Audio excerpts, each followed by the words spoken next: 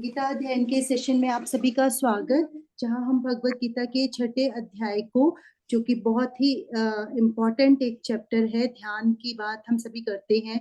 Meditation को सभी हम अलग अलग जगह से सीखने का प्रयास करते हैं, लेकिन गहराई से यदि हम जानना चाहें तो ये चैप्टर हमारे लिए बहुत मददगार सिद्ध होगा। सर से हम इसी चैप्टर को जानने का प्रयास कर रहे हैं। आज हम बढ़ेंगे नेक्स्ट श्लोक नंबर 2 की ओर। सर को प्रणाम और निवेदन कि आज के सेशन की शुरुआत करें। ओम वसुदेव सुतं देवं कंस चाणूरमर्दनम देवकी परमानंदम कृष्णं वंदे जगद्गुरुम। सभी को बहुत बहुत प्रणाम। जैसा आशु बहन ने कहा, हम बहुत ही इम्पोर्टेंट चैप्टर पर आ चुके हैं। ध्यान योग चैप्टर नंबर 6। कल हमने इसका पहला श्लोक लिया था। इस श्लोक में अंत में अनीता बहन जी का एक प्रश्न था जो हम कल नहीं ले पाए। फल की इच्छा के बिना कोई कर्म करेगा ही क्यों? यही था ना अनीता बहन जी? हाँ जी सर। जी मतलब मेरा मतलब ये था कि भी जैसे हम जो कर भी रहे हैं डेली रूटीन में काम, उसमें कोई ना कोई आउटपुट जैसे जुड़ी होती है, अपने आप से जी फल जी जुड़ा ही जी, होता है। बिल्कुल बिल्कुल। देखिए, पहली तो बात यह है कि जैसे भगवान जी ने तीसरे अध्याय, चौथे अध्याय, पांचवें अध्याय तीनों में कहा कि कर्म किए बिना कोई मनुष्य रह नहीं सकता। पहली बात। दूसरी बात, कोई भी कर्म जो भी हमारे द्वारा किया जाता है उसका फल आना निश्चित है। तो ये कहना कि हम जब कर्म करते हैं तो उसका फल आता है, तो ये तो अवश्यम भावी है कि उसका फल आएगा ही आएगा। कोई भी, और कहते हैं to every action there is a reaction. हम कुछ भी करते हैं तो उसका कुछ ना कुछ परिणाम आना तो जरूरी है, अवश्य है। अब भगवान जी क्या कहते हैं? कर्मण्येवाधिकारस्ते मा फलेषु कदाचन, कि हमारा अधिकार सिर्फ कर्म करने में है। तो भगवान जी कभी ये नहीं कह रहे कि हमें कर्म नहीं करना है। एक जगह भी उन्होंने नहीं कहा, बल्कि उन्होंने कहा माँ कर्म फल हेतुर्भू माते संगोस्त कर्मणि, कि अकर्मणी नहीं होना है। केवल कर्तापन का भाव नहीं होना चाहिए, हमें कर्ता और भोक्ता नहीं बनना है। कर्म करना आवश्यक है, कर्म का फल आना भी अवश्यम भावी है, लेकिन हमें कर्म का ना तो कर्ता बनना है ना भोक्ता बनना है।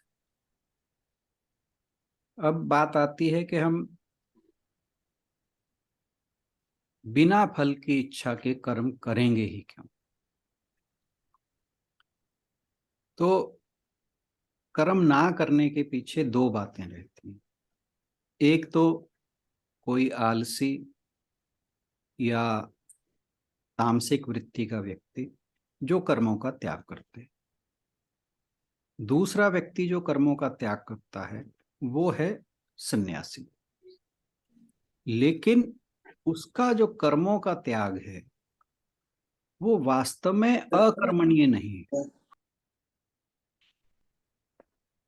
वो कर्मों का फल का त्याग करता है, कर्मों में उसकी आसक्ति नहीं है। इसे ही भगवान जी ने कर्मों का संन्यास कहा है, जो पांचवें अध्याय का विषय था। तो कर्मों का हमें त्याग नहीं करना, कर्मों का संन्यास करना है। अब बात आती है कि कर्म जो हैं वो हमेशा किसी ना किसी फल की इच्छा के द्वारा ड्राइव होते हैं। जो सामान्य हमारी विचारधारा है उसमें यही है कि कोई भी व्यक्ति कर्म किसी न किसी हेतु के लिए करता है। बस वो हेतु त्याग कर ही हम कर्मयोगी हो जाते हैं। उस हेतु को या तो त्यागना है या उसका उदात्तीकरण करना है। उदात्तीकरण मीन्स कि उसे एक हायर लेवल पे ले जाना है, उसे एक हायर डिजायर के साथ जोड़ देना है। हमें ऐसी डिजायर नहीं रखनी जो सांसारिक या भौतिक हो। हमें डिजायर रखनी है परमात्मा से मिलने की। जैसे ही हम इस डिजायर को हायर लेवल पे ले जाते हैं, तभी हमारे कर्म जो हैं उन कर्मों का संन्यास हो जाता है, वो कर्म अकर्म हो जाते हैं। और यही गीता में जो कर्म योग है उसका अभिप्राय यही है। आई होप कि मैं आपकी क्वेरी को सॉल्व कर पाया। हाँ जी सर, ठीक है। मतलब वही हायर लेवल पे उसको हाँ जी, लेके जाना हमारी है। हम्म। शंकराचार्य जी भी कहते हैं कि भगवान की प्राप्ति की इच्छा जो है वो इच्छा नहीं है।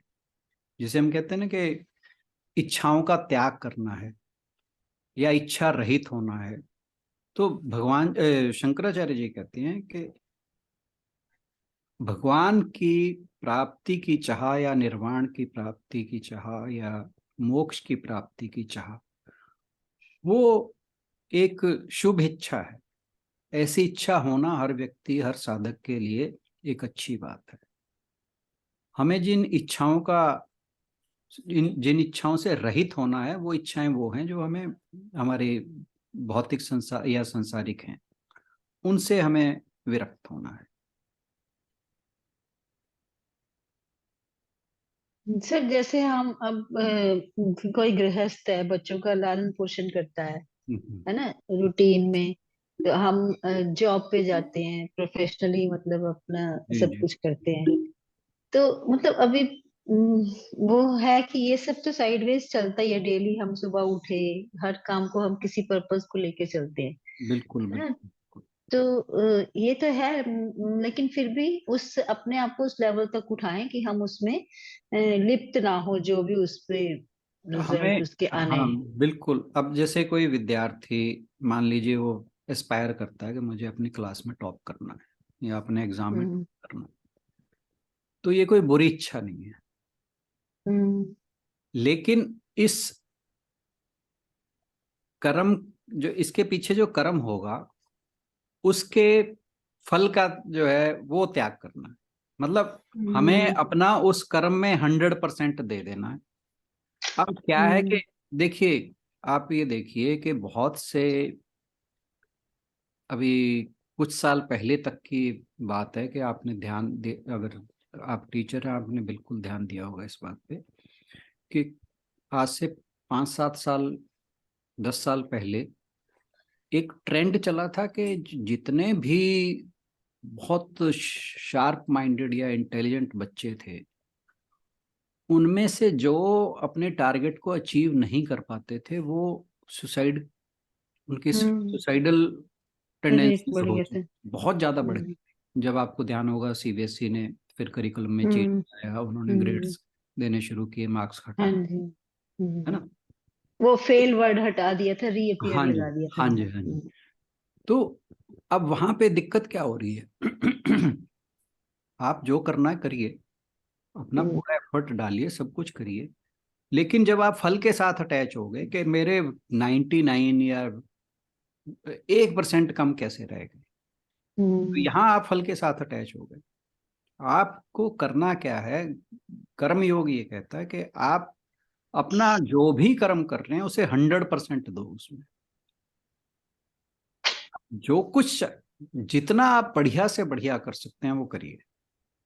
ले हम्म। उसमें सिर्फ आपने दो काम करने हैं कि इसका परिणाम क्या होगा उसके बारे में सोचना छोड़ दें। दूसरा, अपने कर्मों को प्रभु को समर्पित कर दे कि हे भगवान, ये हे प्रभु, हे ईश्वर, हे अल्लाह, जो भी आप जिसको भी मानते हैं, कि ये कर्म मैं आपके एक निमित्त मात्र होते हुए कर रहा हूँ। तो बिल्कुल। फिर जो भी आए, उस कर्म का जो भी फल हो उसे भगवान का प्रसाद समझकर स्वीकार कर लें, बस यही कर्मयोग है। तो आपको अच्छा कुछ, किसी भी चीज के अच्छे के लिए आप कुछ जा रहे हो, कुछ बहुत बड़ी अचीव करने के लिए जा रहे हो, कोई हर्ज नहीं है।